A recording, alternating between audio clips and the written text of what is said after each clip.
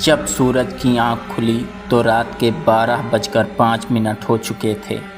उसे समझ नहीं आ रहा था कि अचानक उसकी नींद कैसे खुल गई। उसके बगल में पायल गहरी नींद में सोई हुई थी। दीपक का मध्यम प्रकाश में उसका चेहरा चांद की भांति दमक रहा था। उसने पायल के माथे को चूम लिया।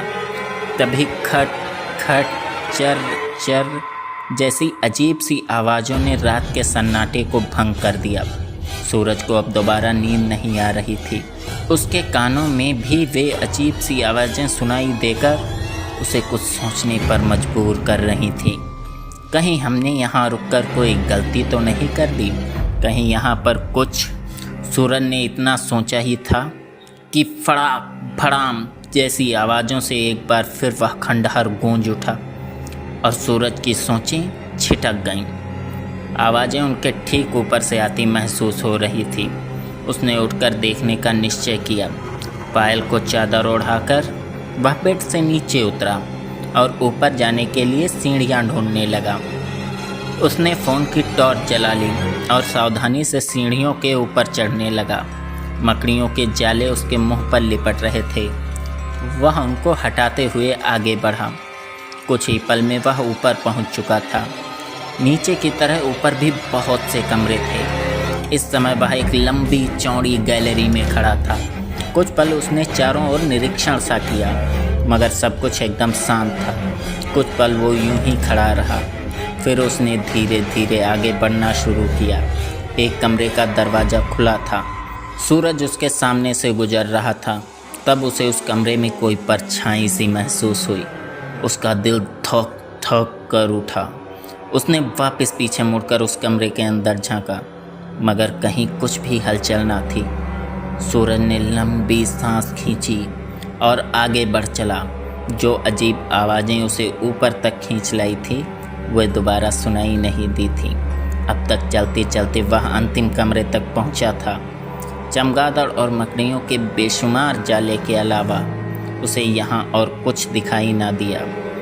अभी वह मुड़कर नीचे जाने के बारे में सोच ही रहा था, तभी धड़ाम की जोरदार आवाज़ से वह जगह गूंज उठी। एक बार फिर से सूरज का दिल पसलियों पर चोट करता सा धक धक धड़क उठा। वह जल्दी से आवाज़ की दिशा में पलटा। उससे लगभग 20-25 कदम की दूरी पर एक धूल से भरा गुब्बार सा उमड़ आया था।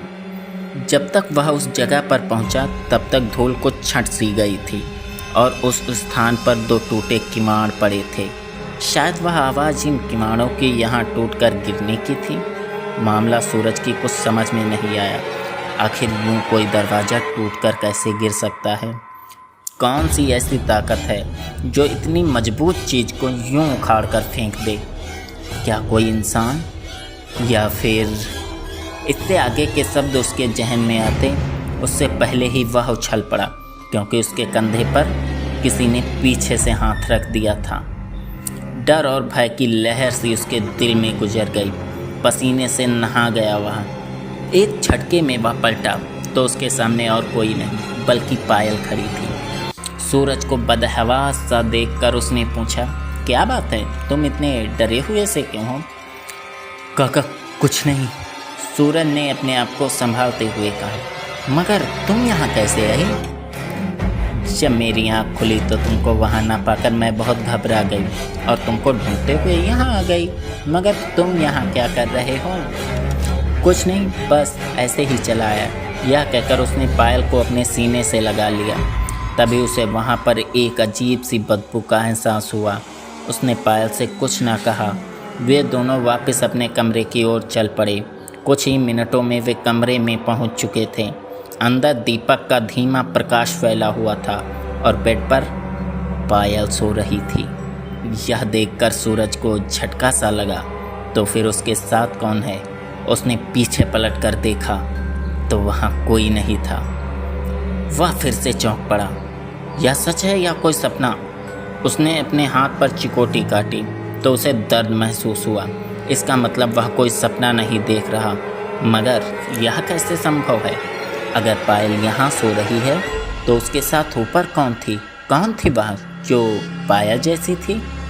यहाँ कुछ तो गड़बड़ है, यहाँ सब कुछ नॉर्मल नहीं है। उसने भागकर पायल को संभाला कि वह ठीक है या नहीं। पायल को अपने सीने से लगाकर उसे चूमने लगा। अब पायल की भी नींद खुल गई। उसने सूरज के प्यार का जवाब प्यार से दिया, मगर उसके दिल की धड़कनें बढ़ी देखकर पूछा, क्या हुआ सूरज, तुम कुछ परेशान से लग रहे हो? नहीं, ऐसी बात कोई नहीं है, बस यूं ही। सूरज ने पायल को सब कुछ बताना उचित ना समझा जो अभी कुछ देर पहले उसके साथ घटा था। वह नहीं चाहता था कि पायल खौफ के साए में घिर जाए। पायल ने शरारती अंदाज में कहा, तो फिर आधी रात को रोमांस करने का मूड है क्या? इससे पहले सूरज कोई जवाब दे पाता, पायल की चीख उस खंडहर में गूंज उठी। सूरज ने उसके कंधों को पकड़कर झपोड़ा। क्या हुआ पायल? मगर पायल के मुंह से आवाज़ न निकल पाई। उसने कमरे की खिड़की की ओर इशारा किया। जब सूरज ने उस ओर देखा तो वह भी सिहर उठा। उसके फरिश्ते कूच कर गए। उसका शरीर सूखे पत्तों की तरफ फड़फड़ा उठा। अगली कहानी अगले वेडनेसडे को अपलोड होगी। तब तक के लिए लाइक, शेयर, सब्सक्राइब कर लीजिए और बेल नोटिफिकेशन ऑन कर लीजिए ताकि आने वाली कहानी सबसे पहले आपको मिले।